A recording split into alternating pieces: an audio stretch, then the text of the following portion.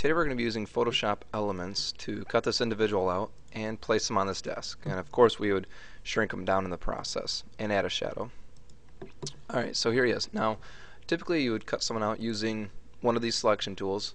If you had a background to him, you would probably want to go with the regular selection brush and just start cutting them out.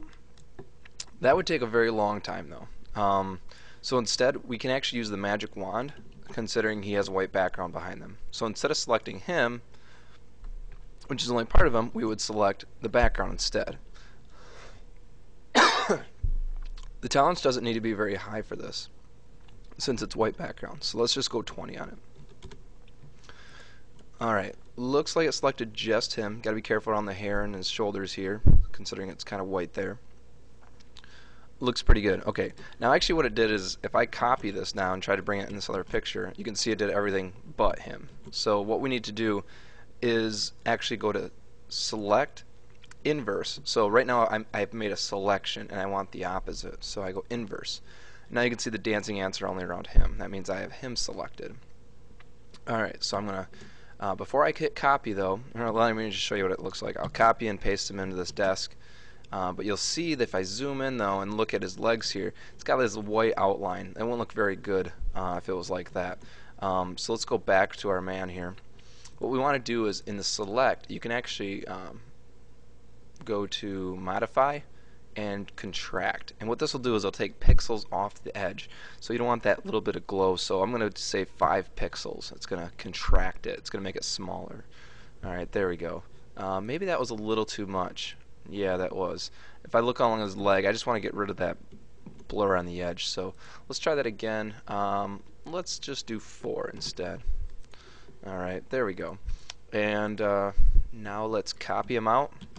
And when I go to this desk here, let me zoom out a little bit, I'll paste him in. Now he's much too large. One thing I do want to point out though is you can see him right here on the back. Here's the layers panel. And we have him and then the background as well. You can turn him on and off and whatnot.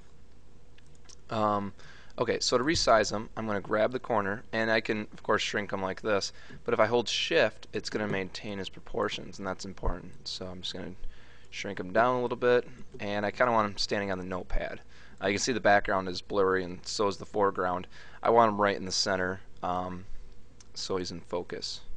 Alright, so I'm going to put him right about there. That looks pretty good. Maybe a little bit larger. Now, I can't do anything else. It still has him selected, so I need to deselect. And if I just grab the selection tool, it'll let him go.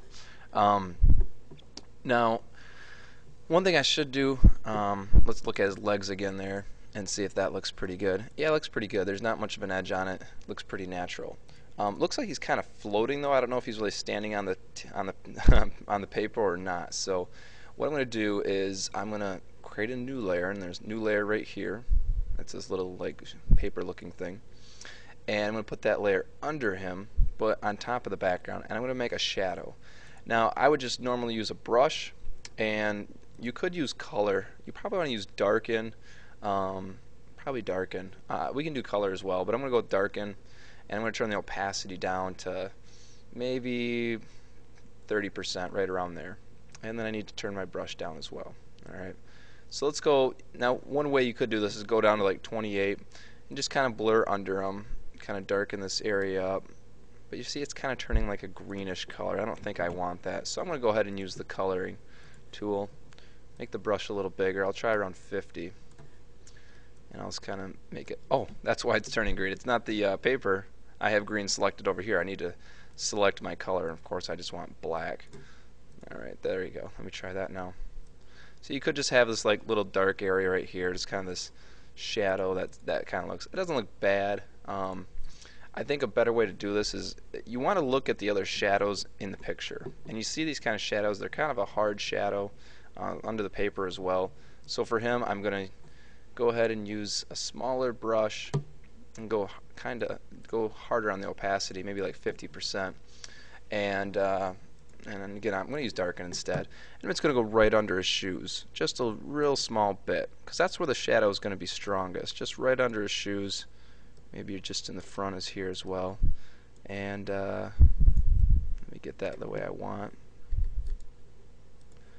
Okay, so it looks pretty good the way it is. And you could leave it like that.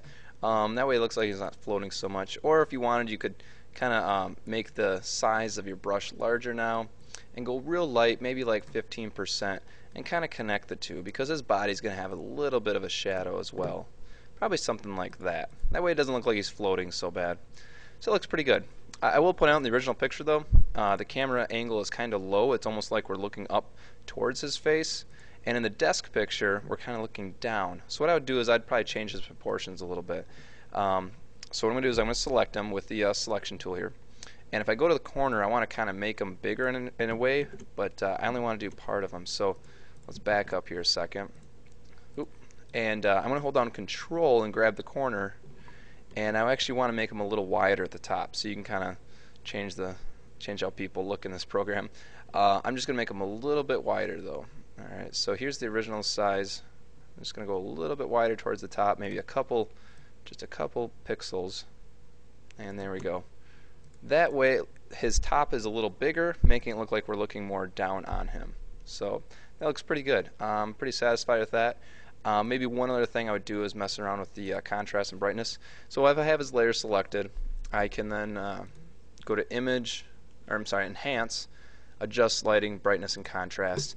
And you could play around with this. I would say he's a little too bright for the rest of the picture, so maybe I would turn that down a little bit. You can see if you turn it down, and you turn it black or white here. I'm just going to turn it down a little bit, maybe like 5. And then the contrast, if you don't understand what contrast is, that's the difference between one color and another, the difference between light and dark.